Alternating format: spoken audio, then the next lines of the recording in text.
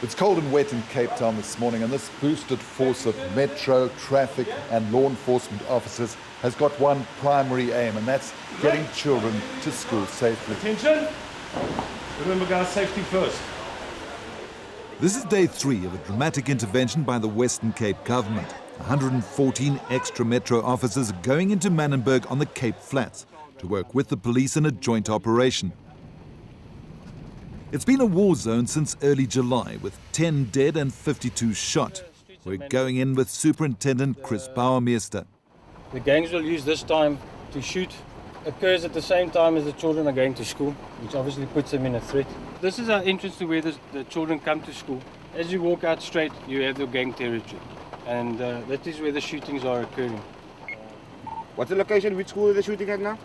While we've been talking about this shocking situation for school kids, the radio's gone off and there's been a shooting at a nearby school, Edenvale Primary, Chris? That's correct. Edenvale Primary in the heart of Mannenberg. It's also one of the sectors that falls in the policing sector as a high-risk school. There's been a shooting right here, and you can see people are getting their young children to primary school. I mean, it's a situation you just cannot believe. The members on the ground, what has happened is Americans that side, hard livings on this side, and they're shooting across from each other, and you can see the school is right in the middle of it. The cat and mouse game begins. Each street and block is run by rival gangs. Police and locals know exactly which street belongs to which gang. Being in the wrong spot can be lethal. Why is it so difficult to bring these gangsters to book? They know the area better than us. So what often happens is they will shoot, throw the gun away and run. And we don't know who we're looking for. And to get information out of the people of Manenberg is also difficult because they are threatened. They feel threatened to give information. You can't really blame them because when we move out of the area, they still got to live in these circumstances. There've been gangsters here in the Cape for 120 years. But with the massive increase of guns and kids as young as 13 firing them, it's completely out of hand. Apparently a whole cache of weapons is being held at this residence. In terms of the law, we're not allowed in, but we'll see when they come out. They haven't found anything this time, but the combined SAPS Metro Police operation seems to be having an impact. The communities say that the last 2 months have been the worst it's ever been. Teenage gangsters shoot randomly at any time of the day or night. This distraught woman says children have been trapped indoors. When it was fasting, they was hiding over there and shooting over at this side. And we must grab the children from the next room to the other room. We don't know how to hide. We lay on the floor and we got our food in our hands. Do any of them live in this block? Yes, all of you. And they was running up the stairs and hiding them there. They don't care about the children. Word on the street is that the war started over a cell phone. Others say it's because Hard Living's leader Rashid Staghi is about to be released from jail. Suleiman, Nickname slums. so you're all Americans? We're all Americans, yes. And you're on this side? That's our turf, yes. And the HL's on that On that side, yes. This is our turf. What does it want you know? You want to know about us? When we're going to make some peace. Yeah. As soon as they want to make peace. I mean, we can't just stand back and let them do with us what they want to. Do you understand? I mean, we're going to have to retaliate. But now you're standing around now. Could this just erupt into a fight just now? It could. As we're standing here, they can just start shooting at us. Where are they? Just across there? Just across the road, yes. So do you all carry guns? We don't walk around with guns. But you've got guns. We've got access to There guns. is action when there's action, yeah.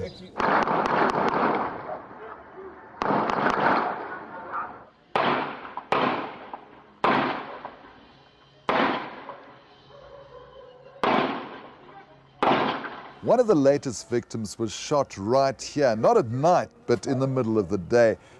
Daniel, what happened then? I was walking past here. I wanted to go to the shop, but before I got to the shop, the ITLs arrived there in the road.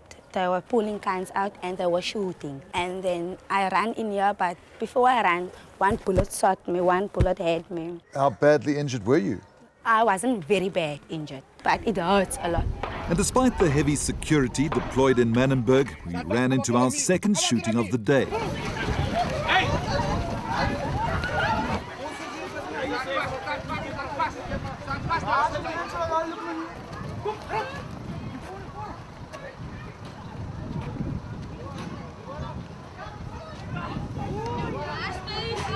This is how quickly things happen in Mannenberg.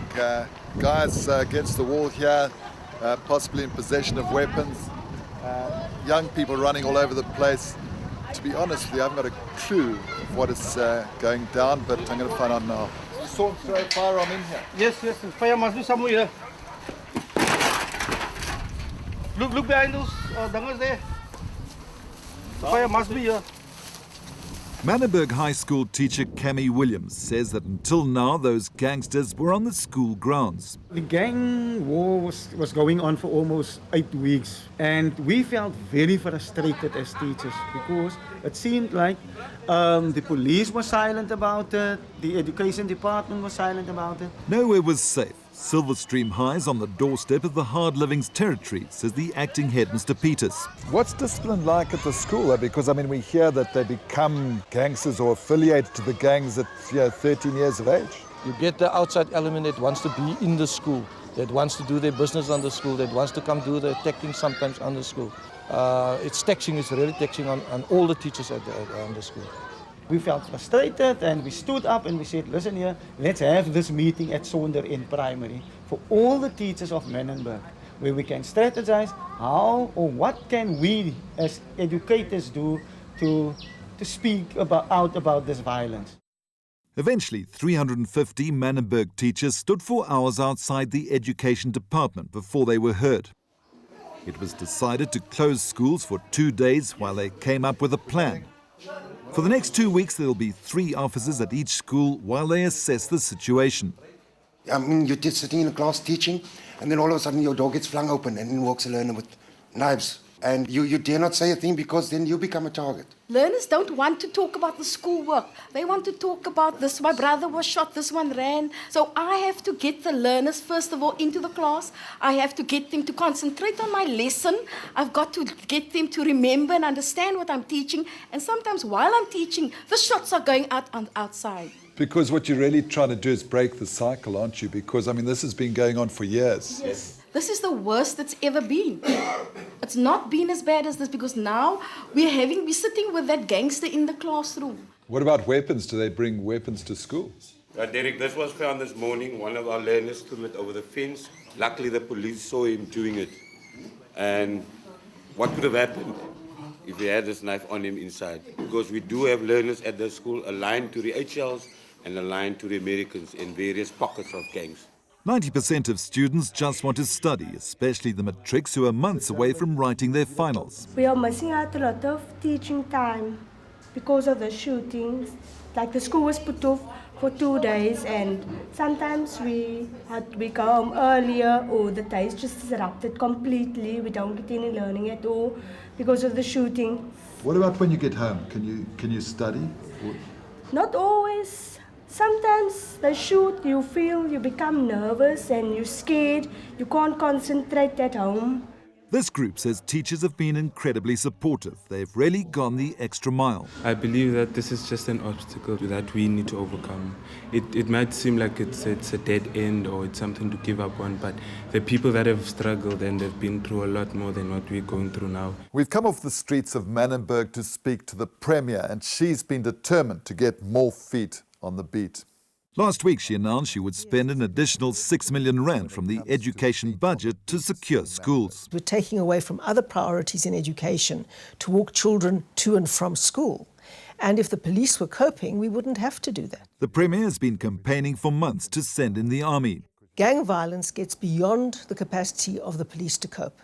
There are spikes, especially when gang leaders are let out of prison. And what we need at those moments is a peacekeeping force of the SANDF to calm things down again, to enable people to go about their daily business, to stop children being shot, and we also need extra policemen through the now disbanded gang and drug units that used to be so successful. We're about to set off on a search warrant operation involving the Metro Police and the SAPS, looking for guns, ammunition, and of course, drugs. Right, are we ready to go? This is a hard living controlled building. This building generates large amounts of complaints. Right.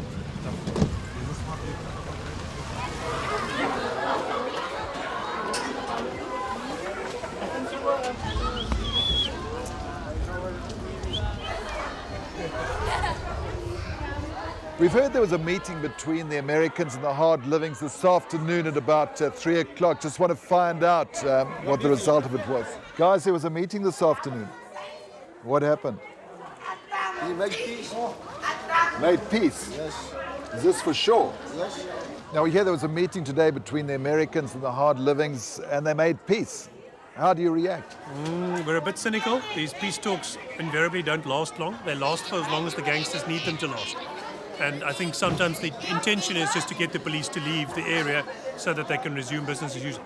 So how do you feel about the peace between the gangs? Do you think it's going to last? I hope so. Really, I hope so.